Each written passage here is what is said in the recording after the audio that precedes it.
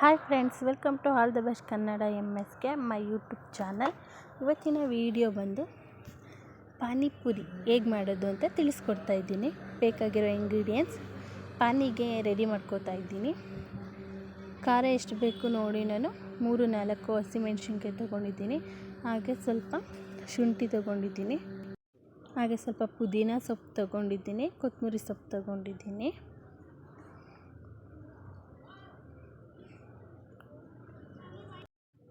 ಹಾಗೆ 4-5 ಮೆಣಸು ತಗೊಂಡಿದ್ದೀನಿ.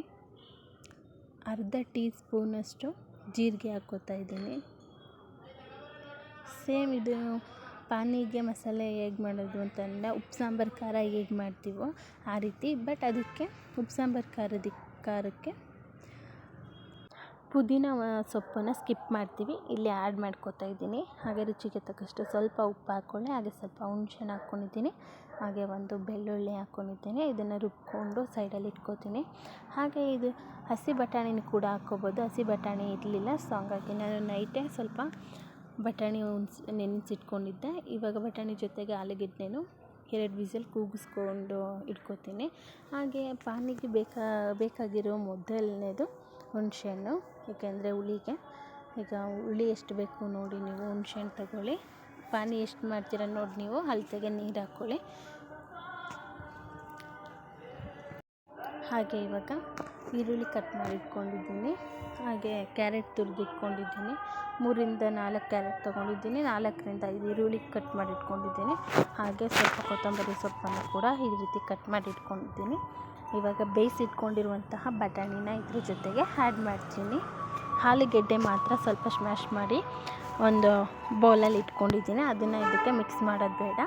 ಇದು ಮಿಕ್ಸ್ ಮಾಡಬೇಕು ಅಂದರೆ ಜೊತೆಗೆ ಸ್ವಲ್ಪ ಸಾಲ್ಟ್, ಸ್ವಲ್ಪ ಟೇಸ್ಟಿಂಗ್ ಪೌಡರ್, ಹಾಗೆ ಸ್ವಲ್ಪ ಒಂದು ಚಿಟಿಕೆಯಷ್ಟು ಗರಂ ಮಸಾಲ ಹಾಕಿ ನೀಟಾಗಿ ಈ ರೀತಿ ಅದು ಮಿಕ್ಸ್ ಮಾಡ್ಕೊಬೇಕು. ನೋಡಿ, ಈ ರೀತಿ ಮಿಕ್ಸ್ ಮಾಡ್ಕೊಳ್ಳಿ. ತುಂಬ ಆರಾಮಾಗಿ ಮನೆಯಲ್ಲೇ ಮಾಡ್ಕೊಂಡು ತಿನ್ಬೋದು ನೀವು. ತುಂಬಾ ಟೇಸ್ಟ್ ಕೊಡುತ್ತೆ ಮನೆಯಲ್ಲೇ ಮಾಡಿದರೆ. ಸಪ್ರೇಟ್ ಬೌಲಲ್ಲಿ ಇಟ್ಕೊಂಡಿದ್ದೀನಿ ಆಲೂಗೆಡ್ಡೆನ. ಇನ್ನೊಂದು ಸಲ ತೋರಿಸ್ತಾ ಇದ್ದೀನಿ. ಇವಾಗ ಪಾನಿ ಹೇಗೆ ಮಾಡೋದು ಅಂತ ತಿಳಿಸ್ಕೊಡ್ತೀನಿ. ಇವಾಗ ಇದನ್ನು ನೀಟಾಗಿ ಸೋಸಿಟ್ಕೊಂಡಿದ್ದೀನಿ ಹುಣಸೆಹಣ್ಣು ರಸನ. ಈಗ ರುಬ್ಬಿಟ್ಕೊಂಡಿರುವಂತಹ ಮಸಾಲ ಆ್ಯಡ್ ಮಾಡ್ಕೊತಾ ಇದ್ದೀನಿ. ನಿಮಗೆ ಎಷ್ಟು ಬೇಕು ನೋಡಿ ನೀವು ಇದನ್ನು ಹಾಕ್ಕೋಬೇಕು.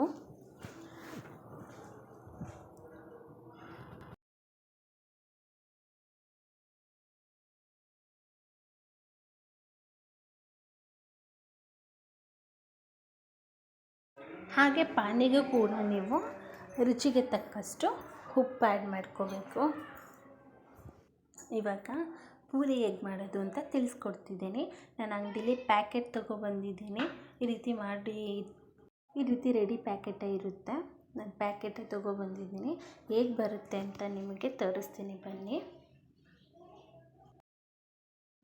ಎಣ್ಣೆ ಸ್ವಲ್ಪ ತುಂಬ ಚೆನ್ನಾಗಿ ಕಾಯಬೇಕು. ಎಣ್ಣೆ ಕಾದ ನಂತರ ಈ ರೀತಿ ಒಂದನ್ನು ಹಾಕಿ ನೋಡಿ, ನೀಟಾಗಿ ಕಾದಿದೋ ಇಲ್ಲೋ ಅಂತ ಗೊತ್ತಾಗುತ್ತೆ. ನೋಡಿ, ನಾನೇನು ಮಾಡಿಲ್ಲ, ಅದಾಗದೆ ಚೆನ್ನಾಗಿ ಉಬ್ಬುತ್ತೆ. ಈ ರೀತಿ ಉಬ್ಬಬೇಕು ಅಂದರೆ ಎಣ್ಣೆ ಕಾದಿರಬೇಕು. ಇವಾಗ ಒಂದು 5-6 ಪೂರಿ ಮಾಡೋಣ ಅಂತ ಹಾಕ್ತಿದ್ದೀನಿ. ನೋಡಿ ಇವಾಗ ಯಾವ ರೀತಿ ಬರುತ್ತೆ ಅಂತ ನೀವೇ ನೋಡಿ.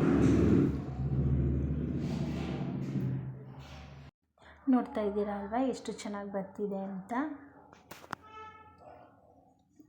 ಸೇಮ್ ಔಟ್ಸೈಡಲ್ಲೆಲ್ಲ ಯಾವ ರೀತಿ ಟೇಸ್ಟ್ ಬರುತ್ತೋ ಅದೇ ಥರ ಮನೆಯಲ್ಲೇ ಮಾಡ್ಬೋದು ನೀವು. ಮನೇಲೂ ಕೂಡ ಅದೇ ಥರ ಟೇಸ್ಟ್ ಬರುತ್ತೆ. ಈ ರೀತಿ ಮಾಡಿ ಒಂದು ಸಲ ಟ್ರೈ ಮಾಡಿ ನೋಡಿ. ಈಗ ರೆಡಿ ಆಗಿದೆ ಪೂರಿ, ಇದು ಅಷ್ಟೇ ರೆಡಿ ಆಗಿದೆ. ಸರ್ವ್ ಮಾಡ್ಕೊಳ್ಳೋಣ ಒಂದು ಪ್ಲೇಟಿಗೆ.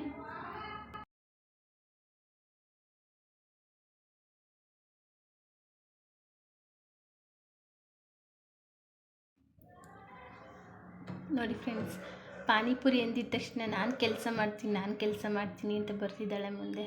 ಪಾನಿಪುರಿ ಅಂದರೆ ಆಲ್ಮೋಸ್ಟ್ ಎಲ್ಲರಿಗೂ ಇಷ್ಟ, ಆದರೆ ಮಕ್ಕಳಿಗೆ ತುಂಬ ಇಷ್ಟ ಅನ್ಕೋತೀನಿ. ನೋಡಿ, ನಾನು ಮಾಡ್ತೀನಿ ಅಂದ್ಕೊಂಡು ಅವಳು ಮಾಡ್ತಾ ಇದ್ದಾಳೆ, ಹಾಯ್ ಹೇಳ್ತಿದ್ದಾಳೆ. ನೋಡಿ ಫ್ರೆಂಡ್ಸ್, ಫೈನಲ್ ಆಗಿದೆ. ಇವಾಗ ಸರ್ವ್ ಮಾಡಬೇಕಷ್ಟೇ. ಈ ರೀತಿ ನೀವು ಒಂದು ಸಲ ಮನೇಲಿ ಟ್ರೈ ಮಾಡಿ ಹೇಗಿದೆ ಅಂತ ಕಮೆಂಟ್ ಮಾಡಿ. ಇಷ್ಟ ಆದರೆ ಲೈಕ್ ಮಾಡಿ, ಶೇರ್ ಮಾಡಿ, ಪ್ಲೀಸ್ ಸಬ್ಸ್ಕ್ರೈಬ್ ಮಾಡಿ.